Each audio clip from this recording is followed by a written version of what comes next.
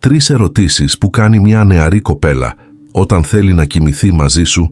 Οι περισσότεροι άντρες πιστεύουν ότι όταν μια νεαρή κοπέλα ενδιαφέρεται για έναν μεγαλύτερο, θα το κάνει ξεκάθαρο με άμεσες κουβέντες.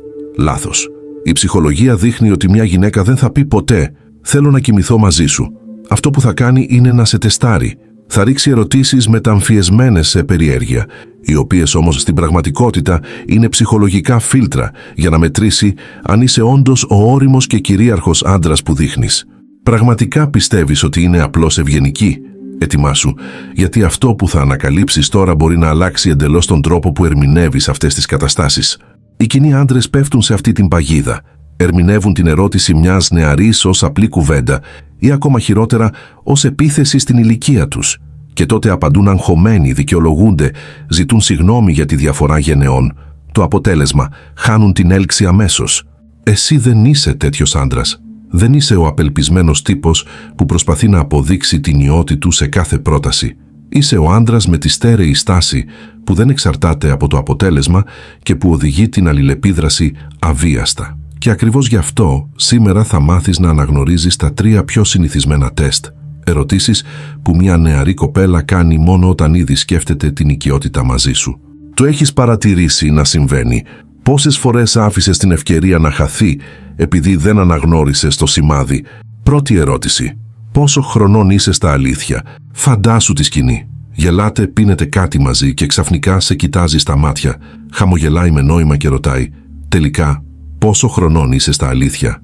Αυτό δεν είναι αίτημα για πληροφορία. Είναι ένα τεστ συνοχής. Ο γυναικείος εγκέφαλος ενεργοποιεί τη γνωστική ασυμφωνία. Ξέρει ότι είσαι μεγαλύτερος, αλλά πρέπει να δει αν αυτό είναι αιτία ντροπής ή περηφάνειας για σένα. Οι γυναίκες δεν απορρίπτουν τους άντρες λόγω της ηλικίας τους. Απορρίπτουν τους άντρες που ντρέπονται για αυτήν. Μην αμυνθείς. Μην εφεύρεις αριθμούς. Μην κάνεις ανασφαλή αστεία. Απλώς κοίταξε την ήρεμα, χαμογέλασε και απάντησε σύντομα και σταθερά, κάνοντας ξεκάθαρο ότι η ηλικία σου είναι μέρος της αξίας σου. Δεύτερη ερώτηση. Έχεις κοπέλα ή κάποιον? Συζητάτε σε μια ατμόσφαιρα ελαφριάς έντασης. Γέρνει το κεφάλι της, παίζει με τα μαλλιά της και πετάει «Έχεις κοπέλα ή κάποια ξεχωριστή?» Εδώ μπαίνει η έννοια του plausible deniability. Μοιάζει με αθώα απορία, αλλά είναι ένας τρόπος να μετρήσει την κοινωνική σου αξία. Ο γυναικείος εγκέφαλος κινείται από το ένστικτο της αποστροφής για την απώλεια. Κανείς δεν θέλει έναν άντρα που δεν τον θέλει κανείς. Πρέπει να νιώσει ότι είσαι σπάνιος, ότι έχεις επιλογές και όχι ένας απελπισμένος που αρπάζει την κάθε ευκαιρία. Απόφυγε να απαντήσεις κυριολεκτικά ή να δικαιολογηθείς. Δείξε ότι η ζωή σου είναι ήδη ενδιαφέρουσα και ότι εσύ επιλέγεις με ποιον θα είσαι, δεν εκλιπαρείς για παρέα. Τρίτη ερώτηση. Τι ψάχνεις από μια κοπέλα σαν και εμένα? Σταυρώνει τα πόδια της, σε κοιτάζει στα μάτια και ρωτάει ήρεμα. Και τι ψάχνεις πραγματικά από μια κοπέλα σαν και εμένα? Αυτό είναι το πιο επικίνδυνο φίλτρο. Η ερώτηση ενεργοποιεί στον εγκέφαλό της το λαιμό σύστημα αξιολόγησης. Θέλει να μάθει αν είσαι ένας άντρας που αναζητά επιβεβαίωση στην ιότη της ή αν έχεις καθαρές προθέσεις. Πολλοί αποτυγχάνουν εδώ επειδή αρχίζουν να μιλάνε πολύ, ανοίγοντας ομιλίες γεμάτες ανάγκη και προσπαθώντας να αποδείξουν ότι είναι σοβαροί. Δεν χρειάζεται να δικαιολογήσεις τίποτα. Απλώς δείξε ότι το ενδιαφέρον σου πηγάζει από δικά σου κριτήρια, όχι από την ηλικία της. Τώρα ας περάσουμε στις ρητορικές ερωτήσεις. Έχεις παρατηρήσει πως αυτά τα τεστ εμφανίζονται από το πουθενά, στη μέση μιας φαινομενικά αθώας κουβέντας? Πόσες φορές απάντησες αγχωμένα και μετά συνειδητοποίησες ότι έχασες την έλξη? Τώρα φαντάσου αν την επόμενη φορά απαντούσες με ηρεμία και ηγετικότητα χωρίς να πέσεις στην παγίδα. Και αν πραγματικά θέλεις να κυριαρχήσεις σε αυτά τα σημάδια και να καταλάβεις σε βάθος το γυναικείο μυαλό, έχω ετοιμάσει ένα αποκλειστικό υλικό.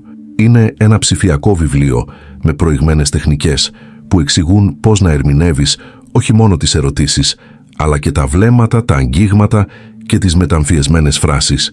Βρίσκεται στην περιγραφή και επίσης στο καρφωμένο σχόλιο. Είναι το είδος της γνώσης που το 99% των αντρών δεν θα έχει ποτέ πρόσβαση. Νούμερο 4. Η στρατηγική σιωπή. Μιλάτε και ξαφνικά κάνει μια προσωπική ερώτηση και μένει σιωπηλή, απλώς σε παρατηρεί. Η σιωπή ενεργοποιεί το παρασυμπαθητικό της σύστημα, δημιουργώντας συναισθηματική ένταση. Θέλει να δει αν θα πανικοβληθείς και θα προσπαθήσεις να γεμίσεις το κενό ή αν θα διατηρήσεις τη στάση σου και θα αφήσεις την ένταση να δουλέψει υπέρ σου. Κράτα τη σιωπή. Ένα ελαφρύ χαμόγελο, σταθερή οπτική επαφή. Δείξε ότι δεν χρειάζεται να τρέξεις για να την ευχαριστήσεις. Νούμερο 5. Το μεταμφιεσμένο άγγιγμα.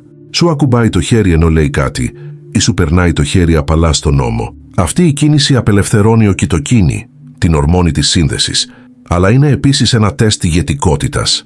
Θέλει να δει αν ξέρεις να ανεβάσεις την ενέργεια ή αν αντιδράς σαν ένας υπερβολικά ενθουσιασμένος έφηβος. Μην ενθουσιαστείς. Απλώς διατήρησε την ηρεμία σου, κοίταξε την στα μάτια και συνέχισε να οδηγείς την κουβέντα. Νούμερο 6.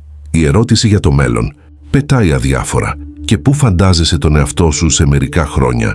Εδώ ενεργοποιεί το φίλτρο της αντρικής κατεύθυνσης. Θέλει να δει αν έχεις σκοπό ή αν είσαι απλώς ένας ακόμα χαμένος. Ο άντρας υψηλής αξίας μεταδίδει όραμα, όχι δικαιολογίες. Απάντησε σύντομα, σταθερά και χωρίς δράμα. Δείξε καθαρότητα. Πες κάτι σαν «Πάντα ξέρω που πηγαίνω και δεν χρειάζεται να πείσω κανέναν γι' αυτό». Τώρα ξέρεις. Όταν μια νεαρή κάνει αυτές τις ερωτήσεις δεν είναι απλώς περίεργη. Σε τεστάρει.